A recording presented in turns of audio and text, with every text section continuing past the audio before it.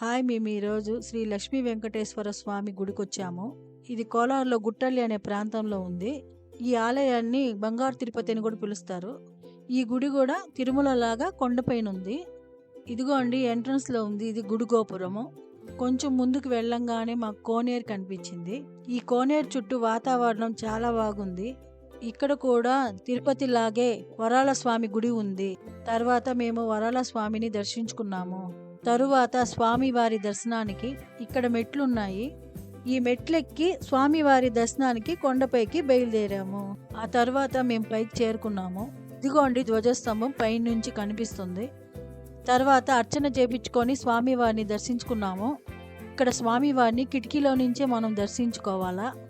ఇక్కడ స్వామివారిని వీడియో తీయడానికి అనుమతి లేదు, అందుకనే నేను వీడియో తీయలేదు. ఆ తర్వాత చిన్నగా కొండ దిగి కిందకి వచ్చాము మేము. ఇక్కడ కింద అన్నప్రసాదం కూడా ఇస్తున్నారు. అన్నప్రసాదం కోసం లోపలికి వెళ్ళంగానే అరిటాకు వేసి ప్రసాదం వడ్డించారు మాకు. బెల్ల పొంగల్ చాలా బాగుంది, తిరుమల లాగా. భోజనం చేసుకొని మేము బయటకు వచ్చాము. ఇక్కడ అన్నప్రసాదాలకి డొనేషన్లు కూడా ఇవ్వచ్చు. ఇక్కడ స్టే చేయడానికి రూములు కూడా ఉన్నాయి. ఇక్కడ వాతావరణము ఏ డిస్టర్బెన్స్ లేకుండా చాలా చల్లగా ప్రశాంతంగా ఉంది. కాసేపు అలా చుట్టుపక్కల తిరిగి కూర్చొని రిటర్న్ బయలుదేరాము. మీరు ఎవరైనా కోలార్కి వస్తే తప్పక ఈ గుడిని దర్శించుకోండి.